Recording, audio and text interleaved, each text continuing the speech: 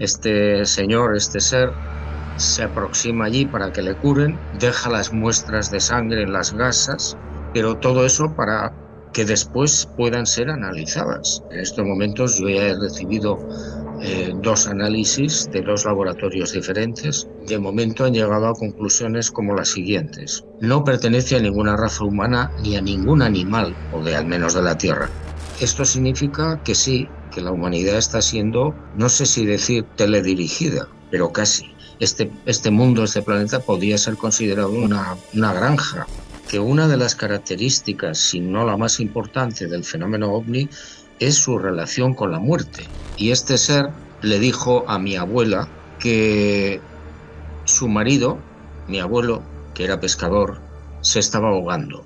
Con el paso de los años, yo entiendo que no soy de aquí. Hoy en La Señal Ciencia y Misterios tengo el honor de presentarte una nueva entrevista con el legendario periodista español JJ Benítez. Y te aseguro que lo que estás a punto de ver en la siguiente hora es una colección de titulares que podrían cambiarlo todo. Pero ¿cuál sería el titular más impactante? Bueno, Juanjo nos revela que podríamos estar a un paso de tener entre manos la prueba física definitiva de la existencia de seres no humanos entre nosotros. ¿Y cuál es la base? ¿Cuál es la fuente que tiene todo esto? Bueno, una historia que yo sé que les gusta mucho, que es la del doctor Paul Parada, sí, un doctor boliviano que en medio de un incendio forestal atiende a una persona, a un humanoide, que no solamente le demuestra que tiene capacidades telepáticas, sino que luego se va con otros humanoides mucho más extraños. El detalle es que este ser dejó allí, en esa pequeña salita de atención médica en medio del campo, restos de sangre que están siendo analizados en este momento. Y te tiro un adelanto nada más, parece ser que los resultados son tan anómalos, tan extraños, que podría ser la prueba que estamos buscando. Así que no digo más, mi nombre es Fernando Silva Hildebrand, ponete cómodo porque estamos comenzando con esta emisión especial de entrevistas de La Señal Ciencia y Misterios con Juan José Benítez. Este programa es posible gracias al auspicio de Securnavi SRL, profesionales en equipamiento náutico de seguridad.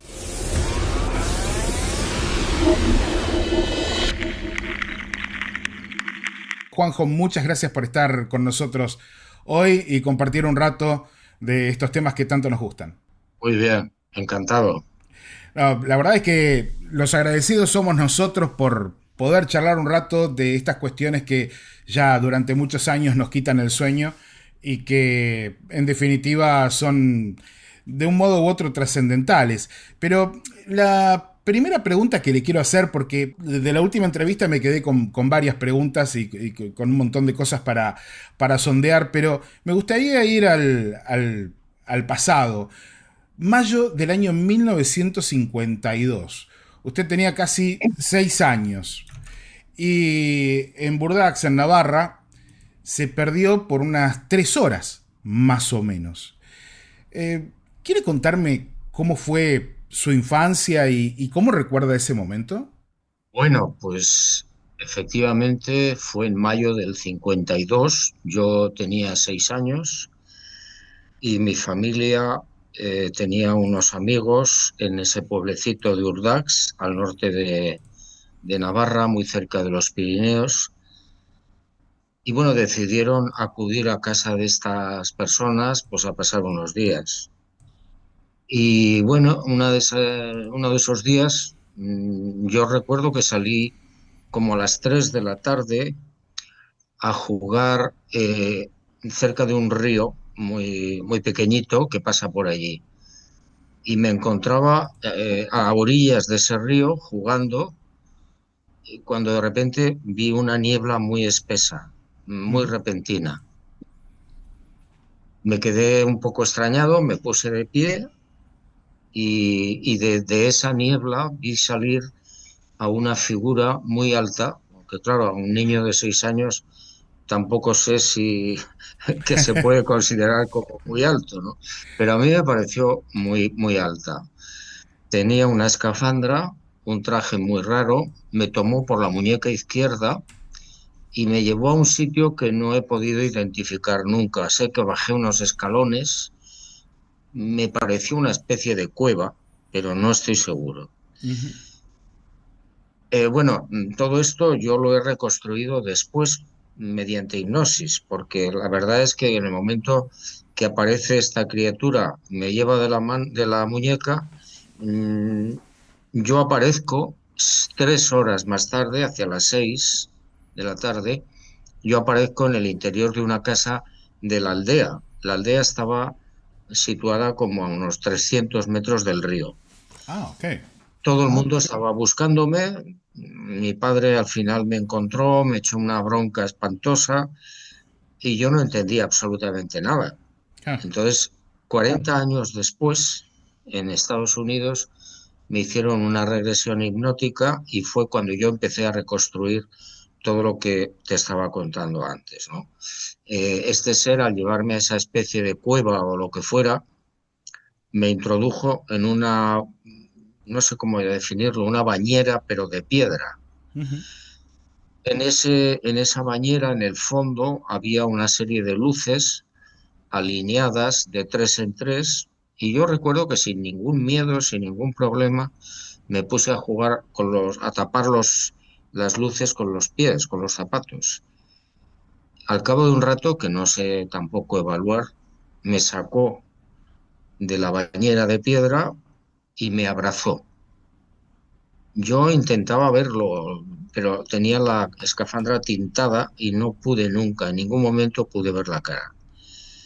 Después me sacó de aquel lugar y me devolvió al río y desapareció. Bueno, repito, yo esto lo pude reconstruir 40 años después, ¿eh? Sí. Estuve perdido 3 horas, nadie supo explicar nada, ni qué había pasado, ni cómo había llegado yo a esa casa cuya familia no conocía para nada. Juanjo, Esta, en esencia, es un poco la historia. claro, yo le pregunto, ¿cómo era, si me puede dar un poquito la descripción de este ser que era alto, que tenía una escafandra? ¿Cómo lo describiría? Pues aparentemente era alto, aunque repito, yo no sé si un niño de 6 años puede evaluar Claro. eso correctamente, ¿no? Era alto, con un traje muy raro, yo diría que de aspecto metálico, Ujú. con esa escafandra tintada, de manera que nunca pude ver el rostro. Que yo recuerde, no habló nunca, en ningún momento me dirigió la palabra, en ningún momento, para nada. Sí recuerdo lo de la bañera, el abrazo, que fue un abrazo impresionante, y bueno, luego la bronca de mi padre, claro, y medio pueblo buscándome. Entonces, bueno, Ese abrazo tiene un significado para usted, o la experiencia con los sí, años. sí, yo me lo he preguntado muchísimas veces, ¿no? ¿Por qué en esas circunstancias esa persona o ese ser que yo no conocía para nada o no lo recordaba, claro, ¿por qué me abraza? Es decir, tú abrazas a alguien porque le quieres, Claro. ¿eh? Entonces, yo las conclusiones a las que he podido llegar después, pensando y pensando, es que ese ser podía tener algún tipo de vinculación conmigo, pero no sé si familiar. Ujú. No lo sé, no lo sé. Hablando de vinculaciones familiares, viendo esta experiencia y su vida, ¿no?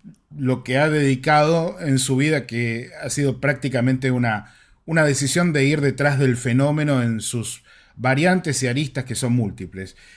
En su familia, ¿usted recuerda o sabe si hubo otras personas que hayan tenido experiencias extraordinarias, padres, abuelos?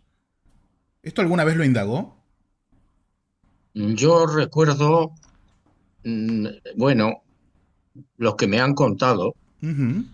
eh, Mi supuesta madre me contó que cuando ella era una niña, en un pueblecito de Málaga, en la costa de Andalucía, en España, ella estaba jugando fuera de la casa, había unas escaleras, y en la parte superior, en la planta superior, ella de repente me contaba que vio una luz muy, muy fuerte. Ujú. Subió extrañada y vio a su madre, a mi abuela, con un ser que emitía mucha luz. Y este ser le dijo a mi abuela que su marido, mi abuelo, que era pescador, se estaba ahogando y Oh, desapareció. Bueno, posteriormente, efectivamente, se dieron cuenta, había el barco en el que él navegaba, había sufrido un accidente y se hundió el barco. Y estaba en mitad del Mediterráneo a punto de ahogarse, ¿no?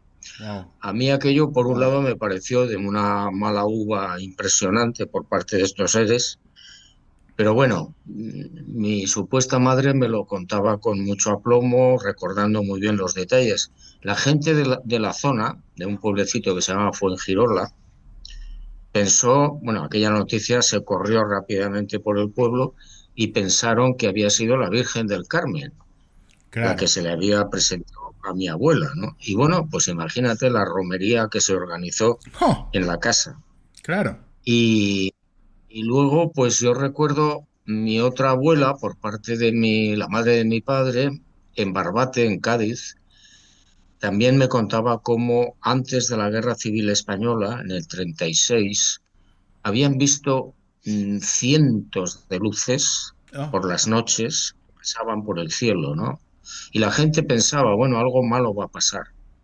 Y efectivamente estalló la Guerra Civil, ¿no?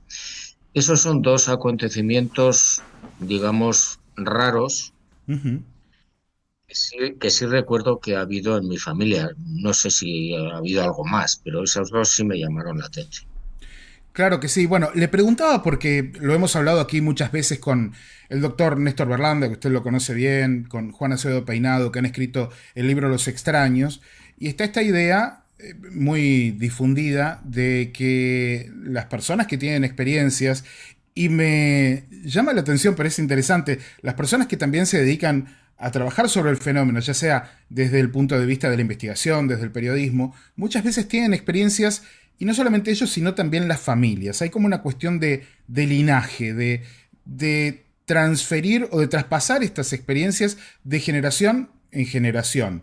¿Usted le ve algún tipo de sentido a esta idea? ¿Le hace sentido o quizás piensa que tiene que ver con otra cosa? Yo siempre he dicho que hay que investigar a los investigadores.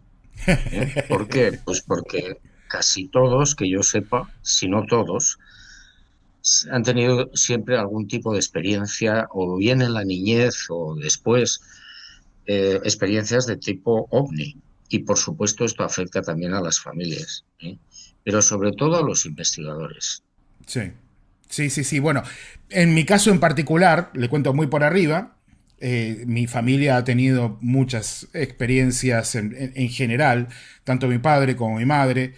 Mi padre tuvo un encuentro cercano del tercer tipo en el año 1972 en el medio de La Pampa, Argentina. Él tenía un campo en la provincia de La Pampa y hasta con una mutilación de ganado. Mi padre era veterinario y sabía muy bien cuáles eran los cortes que se le hacen a las vacas para uso comercial. Y yo recuerdo que era chico, todavía no se hablaba de la mutilación de ganado y él me hablaba de los cortes extrañísimos que habían hecho, llevándose la piel de la quijada, genitales, algunas glándulas específicas, pero decía, si son extraterrestres son muy tontos porque todo lo que sirve para el asado no se lo llevaron. Él había encontrado esa vaquillona después de haber visto un objeto estacionado en su campo con 7 ventanitas, 2 ojos luminosos en la noche, la madrugada anterior. Luego sucede también que en mi familia se encuentran con un objeto que viaja sobre la camioneta de mi padre cuando yo era chico. Yo estaba allí, no recuerdo porque tendría 3 4 años. Más adelante tengo mis propias experiencias y es verdad, esta idea de que hay que investigar a los investigadores es muy interesante. Y todo esto viene a cuento de la idea de los infiltrados, porque hace rato que vengo trabajando con la idea de que probablemente no estemos tan solos en este planeta como nos hacen pensar o creer hace mucho tiempo. Carl Sagan en algún momento decía que si eran extraterrestres, única y exclusivamente los que venían, la periodicidad de las visitas era demasiado como para pensar que fueran extraterrestres. Entonces, la idea de que sean criptoterrestres o de que sean infiltrados. ¿A usted le hace sentido la idea de que estemos compartiendo el planeta con otra inteligencia? ¿O con otras inteligencias? Por supuesto. Bueno, hace muchos años yo empecé a investigar el tema de los infiltrados y bueno, tuve la oportunidad de conversar con una mujer que supuestamente podría haber ocupado el cuerpo de una norteamericana en un accidente de autobús en el Yucatán, en México. Ricky B. Conversé, conversé con ella, en fin, lo negó todo, como era hasta cierto punto lógico, y luego seguí investigando otros casos de posibles infiltrados. Y estoy convencido al momento actual de que esto ha ocurrido a lo largo de la historia de la humanidad, seguramente en muchísimas ocasiones. Y esto nos lleva, imagínate, Fernando, esto nos lleva a no saber quién gobierna ni quién dirige los destinos de la humanidad. Porque si esta mujer norteamericana, Ricky, fue capaz de introducirse en el cuerpo muerto de esta señora del autobús y levantar el cuerpo y vivir en ese cuerpo, pues es que podemos pensar cualquier cosa, ¿no? Es decir, a lo largo de la historia de la humanidad, pues no sabemos quiénes nos han gobernado y quiénes nos gobiernan en estos momentos. De alguna forma, esto significa que sí, que la humanidad está siendo, no sé si decir teledirigida, pero casi. Bueno, con el profesor Gary Nolan de la Universidad de Stanford, lo he entrevistado un par de veces y él tiene esta idea de que lo que sea con lo que estemos interactuando, tiene algo así como digamos que la fijación de ponernos la zanahoria delante como si fuéramos un burro, ¿no? De tratar de guiarnos hacia algún lugar, quizás intervenir incluso en la pulsión evolutiva. ¿Usted ha encontrado rastros de esto en sus investigaciones, del fenómeno operando para que hagamos tal o cual cosa, que vayamos a un lugar o que desarrollemos una tecnología? ¿Lo ha pensado por ese lado? Sí, lo he pensado muchas veces, pero el fenómeno ovni es para mí un fenómeno tan complejo y tan antiguo que la verdad es que cada vez es menos. Yo recuerdo un caso de una persona en Brasil que lo introdujeron en una nave y este hombre habló con los tripulantes, con los ocupantes, estuvo como 3 horas dentro de la nave y le contaron, entre otras cosas, cómo la especie humana procedía de una intervención genética en un tipo de primates que se llaman los lémures. ¿Eh? Uh-huh. Bueno, pues según este señor, que no sabía absolutamente nada ni de evolución, ni de lémures, ni de nada, era casi analfabeto, esta situación nos lleva a pensar en algo que ya es muy común, por lo menos entre los investigadores, y es la idea de que la raza humana pensante pudiera proceder de una intervención genética de alguna de estas civilizaciones en un pasado remotísimo. Y luego le dijeron a este brasileño, le dijeron también que esa intervención en una pareja de lémures que dio lugar a la inteligencia humana se llevó a cabo en la isla de Madagascar y posteriormente trasladaron a esta pareja de primates ya en periodo de evolución, los trasladaron al este de África, donde empezó a desarrollarse la humanidad como tal. Es decir, no me cuesta ningún trabajo pensar que efectivamente somos consecuencia de una intervención no humana, en este caso sobre un grupo de primates. Salvador Freixedo hablaba de una granja humana. Como le digo, Gary Nolan habla de un telefactoreo. ¿A usted le parece que, bueno, Jacques Vallée habla de un sistema de control? Ese control, esa granja, ese experimento, ¿continúa hasta hoy en día? Quizás lo que estamos viendo a nivel mundial, que a todas luces incluso puede parecer hasta desastroso, ¿podría tener algo que ver con eso? Bueno, en ese aspecto tengo mis dudas.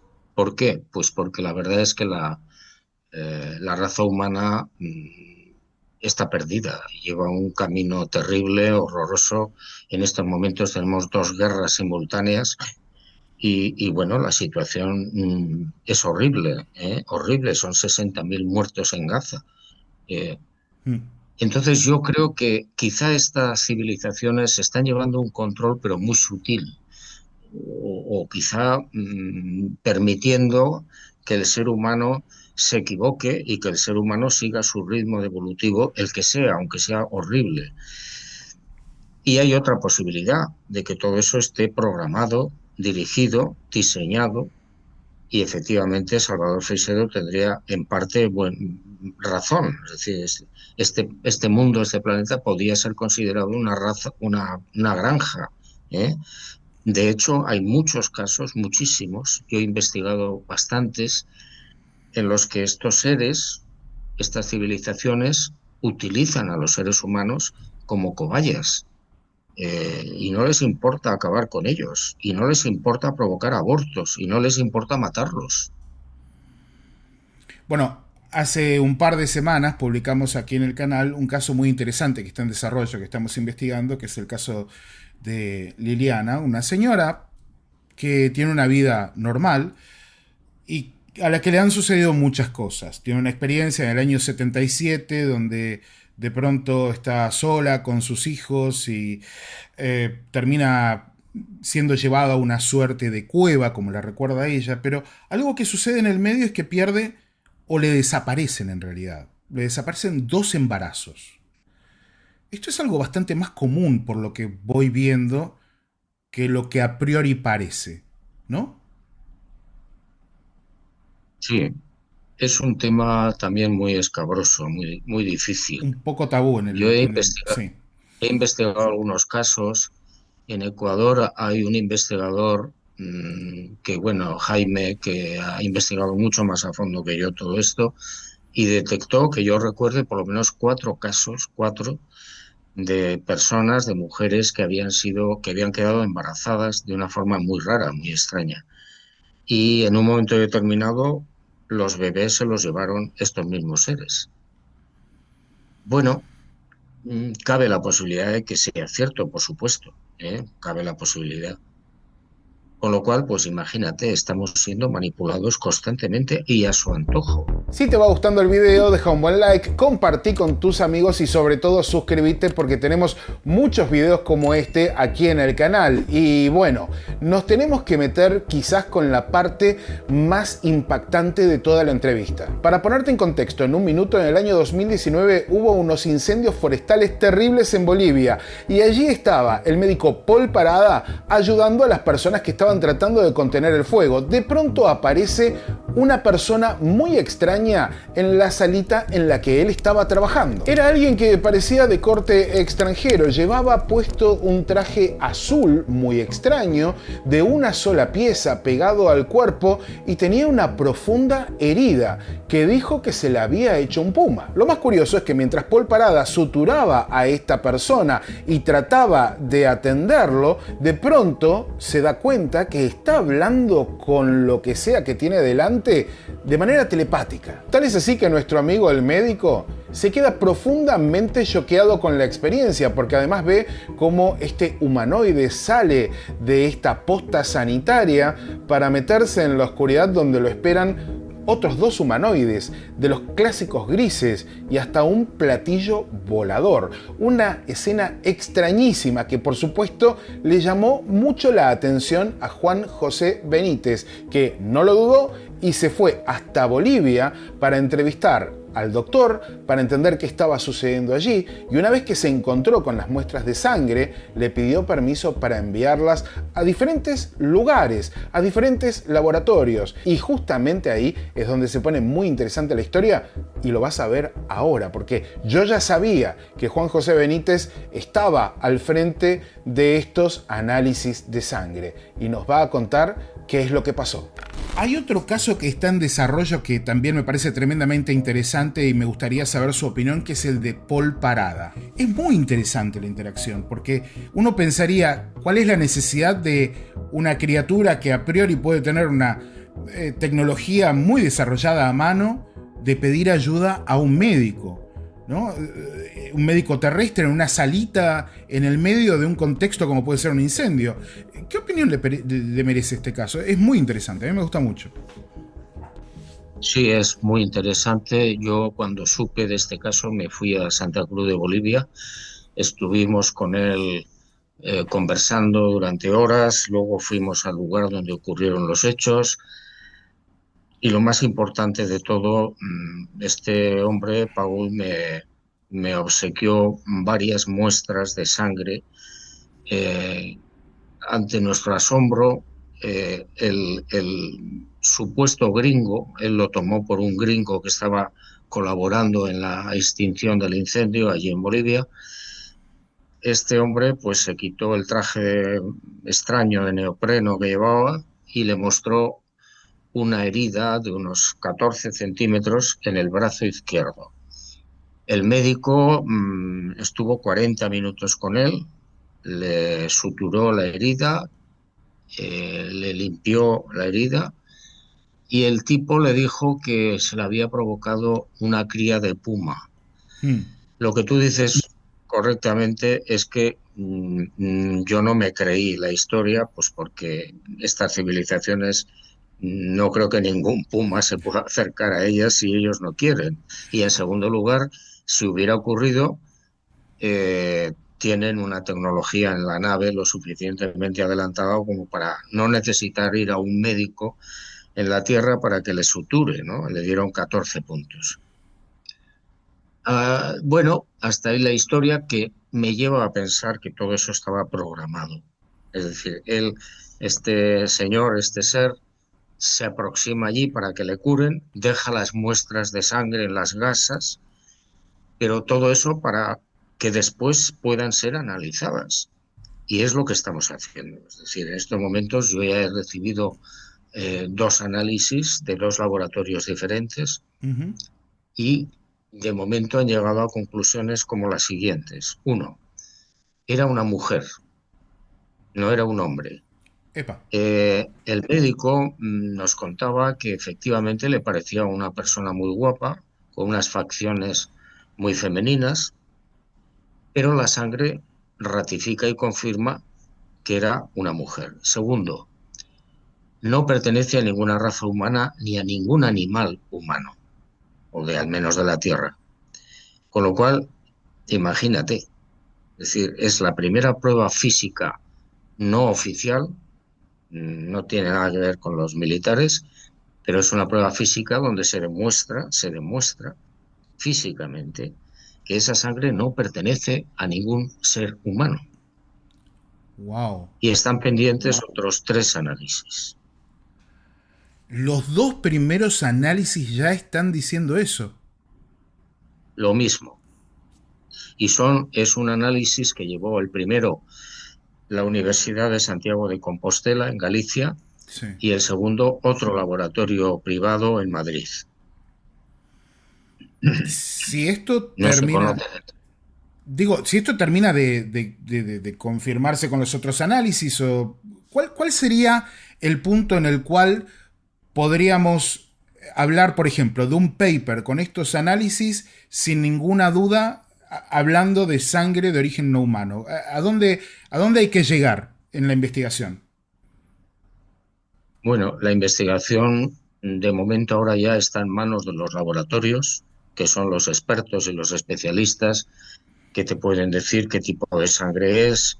No pertenece, que recuerde yo, a ningún grupo sanguíneo. y aparece un microorganismo. Esto está por confirmar con los otros análisis que no han llegado todavía a mis manos. Esto confirmaría que estamos ante un microorganismo que impide la oxidación de las células. Esto significa Mm, que no envejecería nunca, inmortalidad.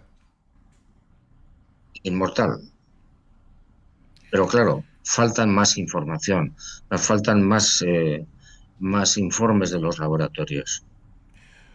Bueno, ese punto es muy interesante porque cuando nos metemos en la biología de nuestro planeta, hay muestras de organismos cuasi inmortales. Esto es algo que no se habla mucho porque tampoco es que la ciencia esté en su mejor momento de difusión, pero sí es verdad que hay estudios muy interesantes de personas que buscan activamente alargar la vida humana y allí nos encontramos con organismos, sobre todo microorganismos, que tienden a tener vidas muy prolongadas o, según algunos biólogos, a tener una tendencia inmortal a menos que les pase algo.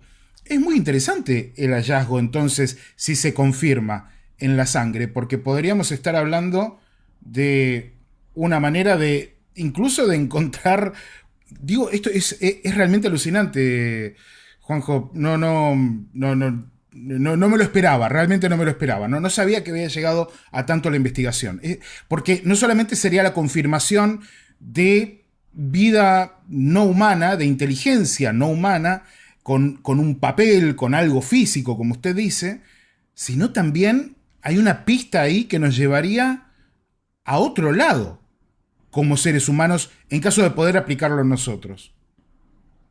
Claro, es un asunto de una enorme trascendencia. Repito, faltan por lo menos 3 laboratorios, 3 análisis, uno en Brasil, otro en Boston y otro en París. Si los resultados coinciden, pues podríamos estar planteándonos nada más y nada menos que la posibilidad de curar muchas enfermedades. Uh -huh. Y lo digo con toda la cautela del mundo porque, repito, faltan los análisis y hay que estudiarlos a fondos y hay que hablar con los especialistas. Yo lo que creo es que todo este asunto de Bolivia estaba perfectamente diseñado.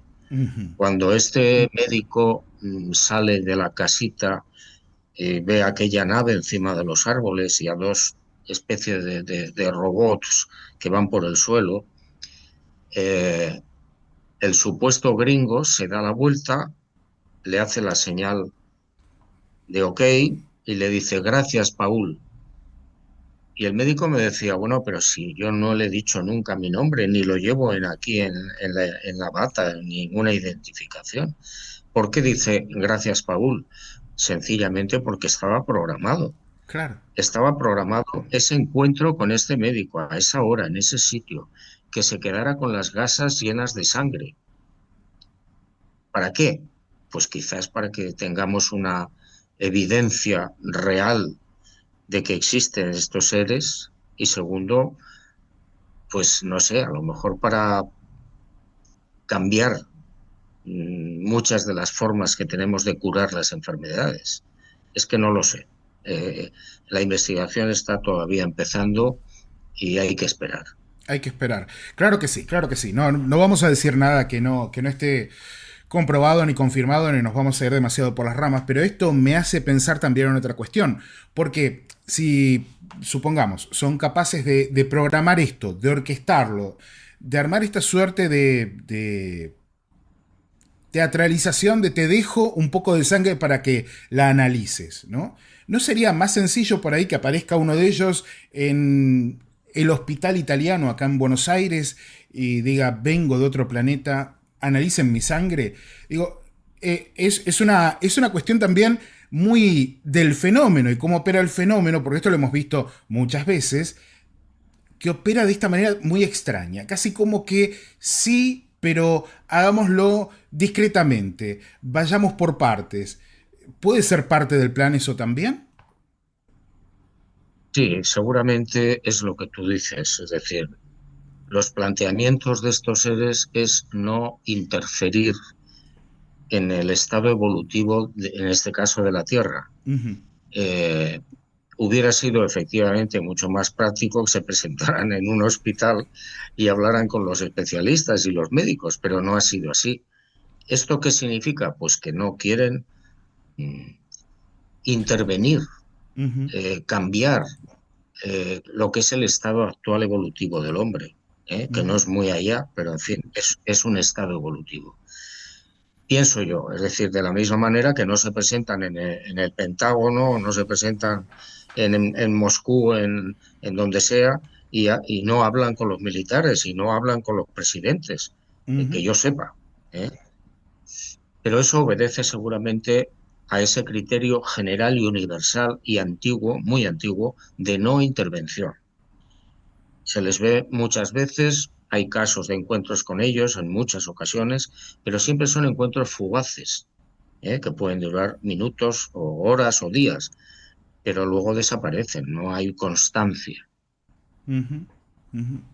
Sí, lo que a uno lo deja pensando en todas las aristas que, otra vez, tiene el fenómeno y que no terminan de encuadrarse, pero que al mismo tiempo, en esta idea de los infiltrados o los que nos acompañan en este planeta o que podrían estar viviendo acá entre nosotros, eh, mm, digo, a veces uno podría pensar que esa idea de los criptoterrestres o los infiltrados puede solucionar algunas cosas, ¿no? Como por ejemplo decir cuál es el interés que podrían tener en nuestro ganado.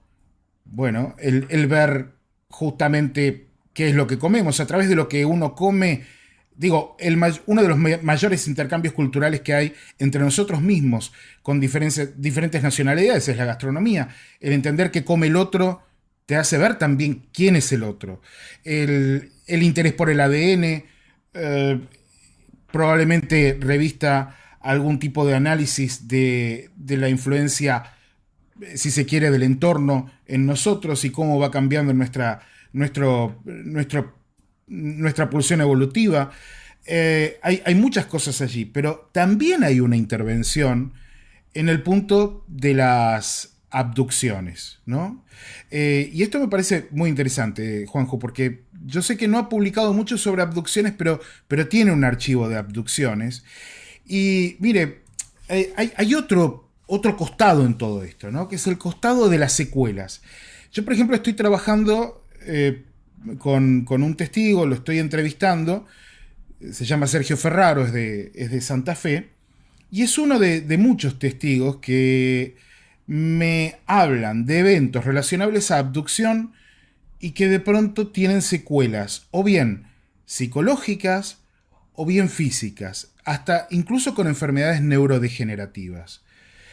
Por lo que, si bien hay una idea por ahí muy, muy bonita del fenómeno, ¿no? De que paz y amor, o de elevación y despertar espiritual o de conciencia, también nos encontramos con esta otra cara de un fenómeno que, incluso usted lo ha dicho en entrevistas, hay un 52% de los casos que ha registrado respecto a los ovnis que no son exactamente positivos. ¿Le gustaría hablar un poco de eso? Porque me parece interesante. Bueno, pues sí, es uno de los, entre comillas, descubrimientos que yo he podido hacer en los últimos años. Efectivamente, mucha gente tiene una idea romántica de los hermanos mayores, bondadosos, etcétera, y no es exactamente así. Yo he investigado casos donde sin ninguna justificación el testigo resulta muerto. ¿eh? Eh, Resulta muerto porque la nave o el ovni lanza un haz de luz y esta persona en Colombia resulta con un boquete en la parte de atrás del cráneo y Oh. muerto instantáneamente en presencia de toda la familia. Pero no es solamente el único caso. Hay muchos casos en los que de repente aparece una nave en un fuerte en Brasil y los dos centinelas que están de guardia por la noche resultan achicharrados. Nos podríamos extender muchísimo sobre esto y eso me lleva a pensar de que cuando alguien vea o se acerque o se aproxime a una nave, a un ovni, que tenga especial cuidado, porque no sabemos qué puede ocurrir. Y las cosas son así, es decir, hay muchos casos también de curación. Hay gente que resulta curada por la intervención directa de estas naves. Pero también hay muchos casos, más de la mitad, que yo conozco, donde hay que tener especial cuidado. Sí, un cuidado que además me parece que es fundamental por una cuestión también básica. No tenemos idea de con qué estamos interactuando al final del día y eso reviste que al menos tengamos prudencia. Yo veo muchas personas que en este contexto dicen, bueno, me encantaría tener una experiencia, me encantaría verlos o incluso, ¿por qué no? Que tener una experiencia de abducción y yo no sé si son conscientes exactamente de con qué nos estamos metiendo aquí. Y en ese sentido, en la idea de no sé si somos conscientes con qué nos estamos metiendo aquí, me ha llamado mucho la atención encontrar en los últimos tiempos, sobre todo cuando hablo con científicos, tanto en on como en off, o sea, tanto frente a las cámaras como fuera de cámaras, y algunos me dicen, sobre todo físicos teóricos, ¿no? Que son los que se van un poco más allá, hay una relación no tan evidente entre el fenómeno ovni y, por ejemplo, la vida después de la vida, los espíritus o fantasmas, como se les ha llamado por mucho tiempo, e incluso la idea de ángeles y demonios. Y cada vez que me hablan de esto me acuerdo de usted.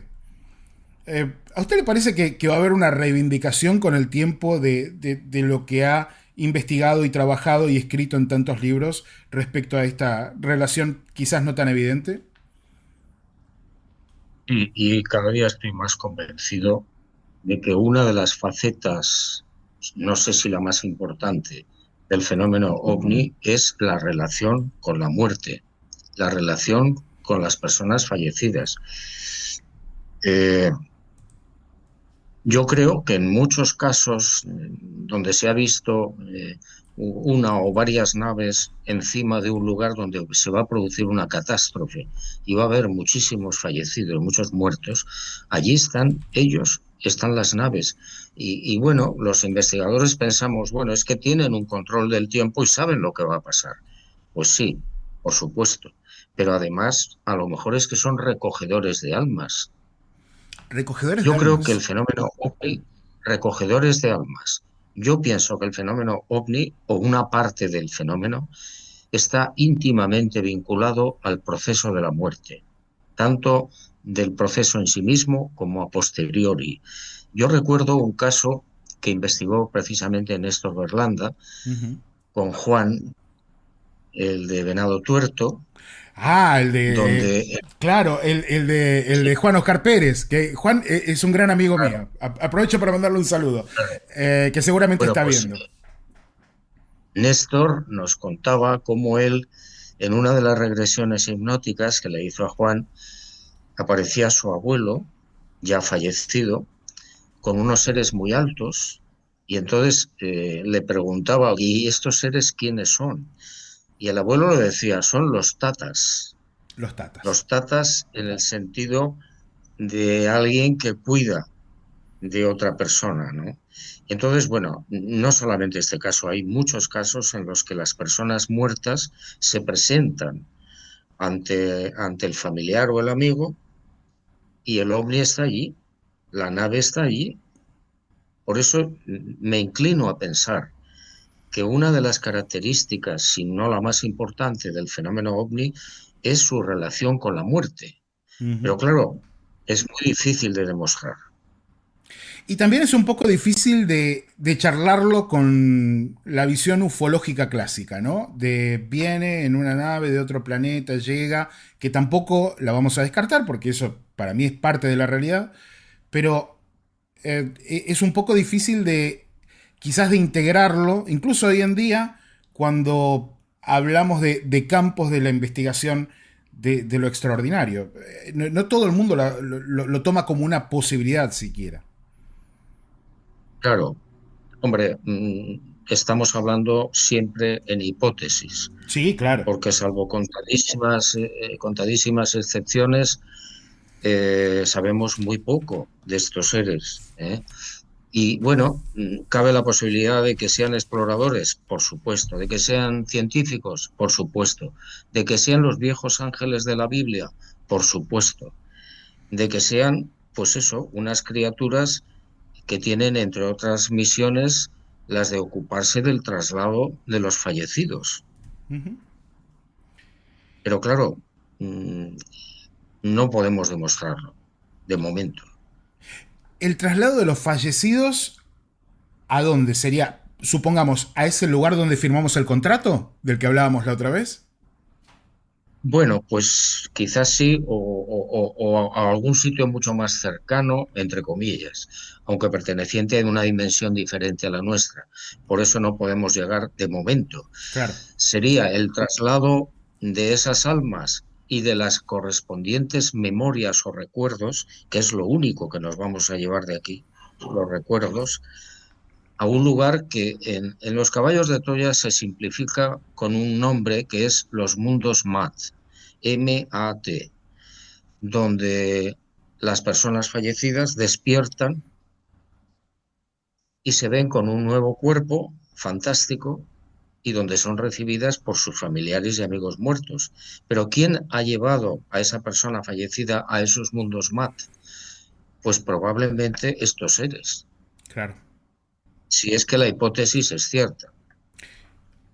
Hay que trabajar en la hipótesis para poder avanzar en ese sentido. Pero quiero regresar a hace unos minutos nada más cuando hablamos del caso de Juan Oscar Pérez, de los tatas, los que de alguna manera están aquí para cuidarnos y tienen una relación con nuestros ancestros muertos según la cosmovivencia originaria. Yo he hablado mucho de esto con Néstor, sobre todo con Juan Acevedo Peinado, que tiene raíces guaraníes, y es tremendamente interesante y profundo, ¿no? El ver la cosmovivencia originaria de los pueblos y su relación con los espíritus del bosque y con, de alguna manera, la conciencia de la misma tierra y esta idea de que vienen a cuidarnos. Y eso me retrotrae a esa experiencia suya y el abrazo de esta criatura, quizás alta, quizás no tanto,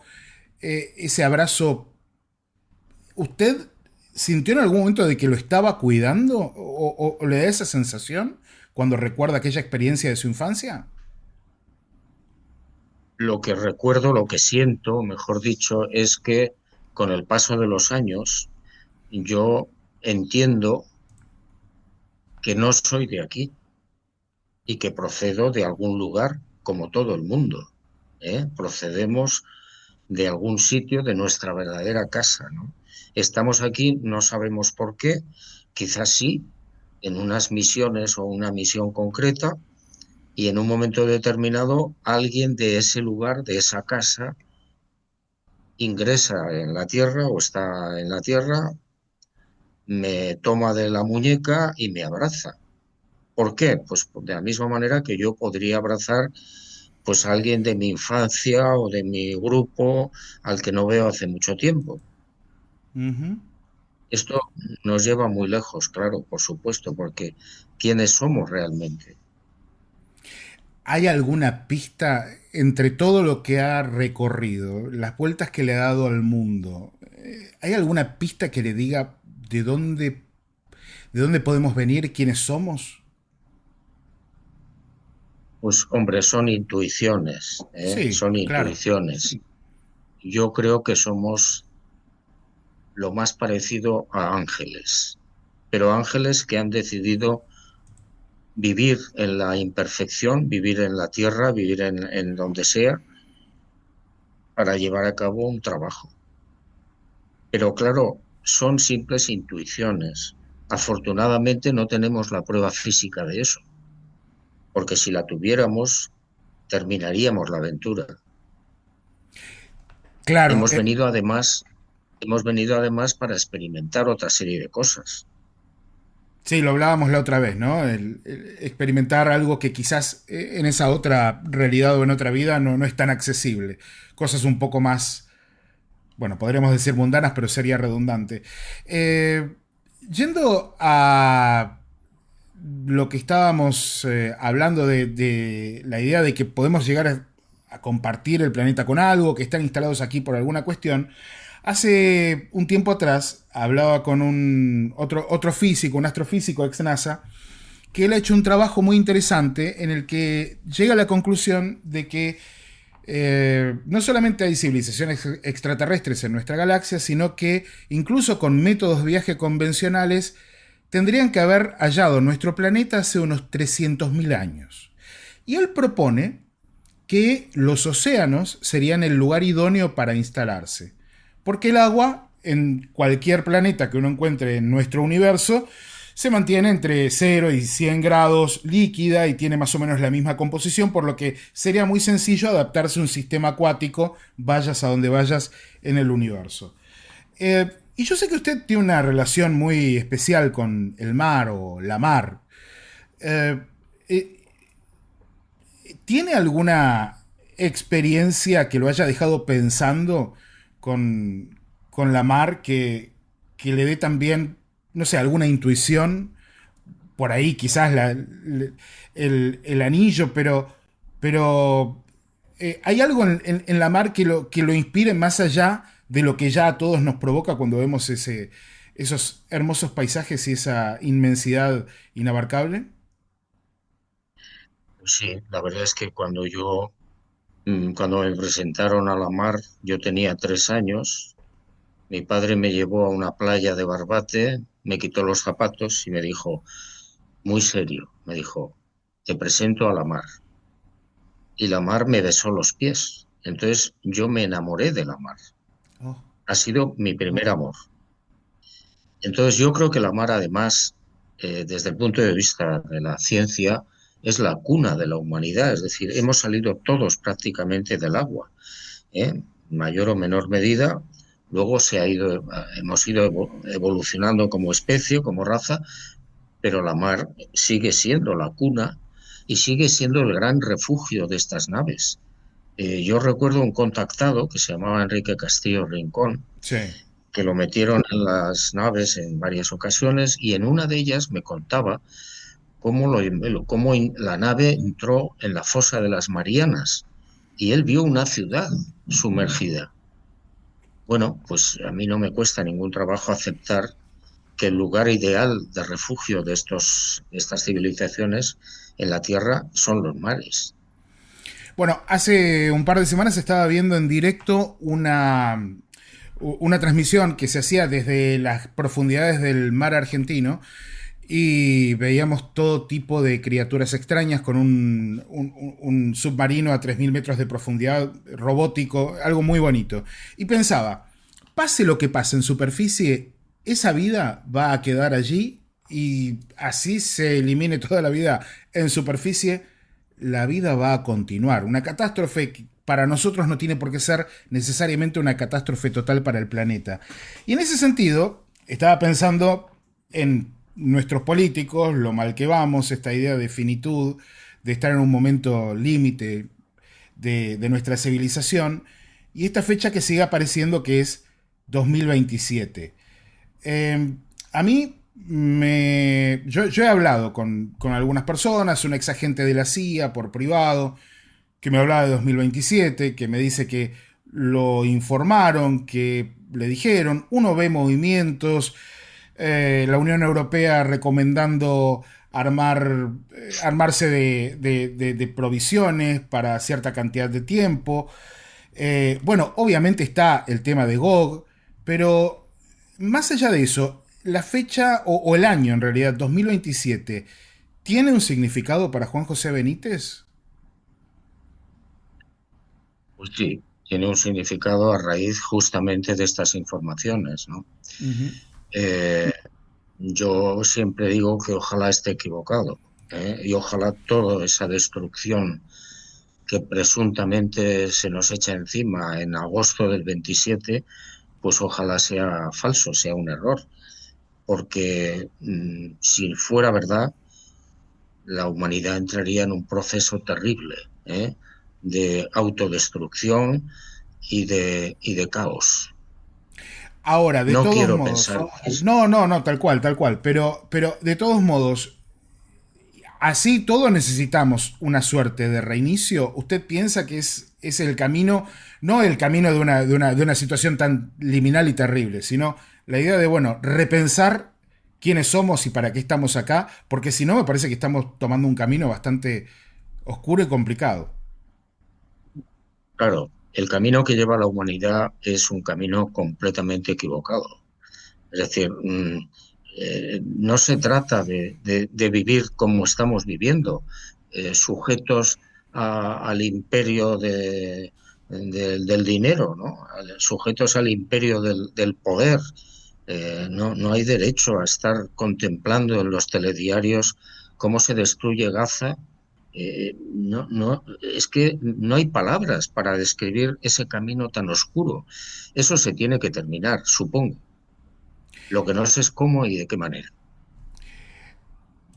Juanjo, le quiero preguntar porque me contó un pajarito que está por lanzar un nuevo libro. ¿Es así? Sí. El día 29 de octubre, si no hay cambios, la editorial saca Están aquí, que es una investigación del fenómeno ovni y su relación con los militares. Ah, qué ¿Qué interesante. ocultan los militares? ¿Qué ocultan los militares sobre el tema ovni y desde cuándo? Entonces, he reunido una serie de casos investigados por mí, donde se demuestra que los militares tienen conocimiento de esto desde hace 80 años, prácticamente desde la Segunda Guerra Mundial. No les interesa para nada dar a conocer lo que tienen, no les interesa enseñar las naves estrelladas, no una, sino que yo sepa por lo menos 12 naves estrelladas con las criaturas que iban dentro. No 12. les interesa ni lo van a hacer nunca. ¿Por qué? Pues porque habría que remodelar todo en la sociedad humana y ellos perderían la hegemonía, los militares perderían la hegemonía. He estado hablando con algunos militares retirados, con algunos agentes, y me ha llegado la idea, por parte de ellos, de los Estados Unidos estoy hablando, de que hay dos bandos en este momento en pugna. Un bando que quiere mantener todo como está y otro bando que quiere una suerte de desclasificación, pero al estilo nuclear. Desclasificando las tecnologías, las cosas que se pueden utilizar en el mundo civil sin llevarlo al armamento, que es lo que más les preocupa. ¿Usted ve una posibilidad en ese sentido? ¿Se va a hablar de esto en el libro? Bueno, de hecho ya lo han hecho, ¿eh? Los militares en el año 47, cuando se estrelló la nave de Roswell en Estados Unidos, en julio del 47, el Pentágono se ocupó de extraer toda la tecnología posible de esa nave, ponerla en manos de las empresas especializadas, diciéndoles que era tecnología robada a los nazis en la Claro. Segunda Guerra Mundial, para no decir la verdad. Y efectivamente empezaron a surgir el láser, los chips de los ordenadores, la visión nocturna, etcétera, la fibra óptica, etcétera, etcétera. Es decir, que eso ya lo han hecho, ya lo han hecho. Y en los otros accidentes o estrellamientos de esas naves ha pasado exactamente lo mismo. Buena parte de la tecnología que estamos disfrutando ahora procede de naves no humanas. Pero claro, a los militares no les interesa ni decir esto ni demostrarlo. No, claramente no están de acuerdo con mostrarlo, ni con decirlo, ni compartirlo. Y bueno, en ese sentido me parece que vamos a tener que seguir esperando y tal vez teniendo un poquito de esperanza, aunque en realidad creo que si viene una desclasificación o un descubrimiento va a venir del ámbito civil, del ámbito científico. Me parece que tenemos que seguir trabajando para que esto sea cada vez menos un estigma, un tabú y y llevarlo sobre todo a las nuevas generaciones que tomen la posta y que empiecen a trabajar. ¿Por qué no también desde la ciencia? Que me parece que es el ámbito en el que tenemos mejores herramientas para tratar de encontrar, sobre todo, no sé si respuestas, pero mejores preguntas para hacernos respecto a la realidad. Última pregunta, porque se nos va a ir una hora, si no. ¿Cómo definiría Juan José Benítez justamente eso? La realidad. ¿Qué es la realidad para Juan José Benítez? Bueno, yo creo que esta realidad, que es la que vivimos todos los días, no es precisamente la verdad. La realidad que nos rodea, la realidad que vivimos, la realidad que nos sujeta, es una de las múltiples realidades que hay en el universo visible, porque en los universos o en la creación invisible, las realidades son otras, distintas, infinitas. Estamos viviendo una aventura. Eso es como ir al cine y ver una película. El hecho de que veamos una película, la que sea, no significa que el resto de nuestra vida sea como esa película. El resto de nuestras vidas son muy distintas Claro. a ese film, a esa película. Entonces, la realidad que yo estoy viviendo ahora es una realidad que probablemente yo he elegido, soy voluntario, exactamente igual que tú, y que mucha gente. Y estamos viviendo una realidad concreta, física, terrible, sujeta al tiempo, sujeta a las enfermedades, sujeta a la muerte, etcétera, ¿no? Pero no es la única realidad para nada. Claro. Y eso queda plasmado en todo lo que venimos hablando durante esta entrevista específicamente. Juan José Benítez, muchas gracias por su tiempo, por la Muy dedicación, bien. por los años de trabajo y espero tener ese libro en la mano y cuando lo tenga lo leo y cuando lo leo estaré enviando otra solicitud para entrevistarlo sobre el libro porque quiero que la familia señalera se entere de... Repítame la fecha de la edición. La publicación está prevista en España para el 29 de octubre 29 de próximo. octubre. Ok, perfecto. No falta tanto, no falta tanto. Así que en poquito Muy bien. tiempo vamos a estar leyendo Están aquí y lo vamos a recomendar y vamos a hacer otra entrevista para charlar del libro. Juan José Benítez, gracias. Muchas gracias. Muy bien. Muchas gracias. Muy amable.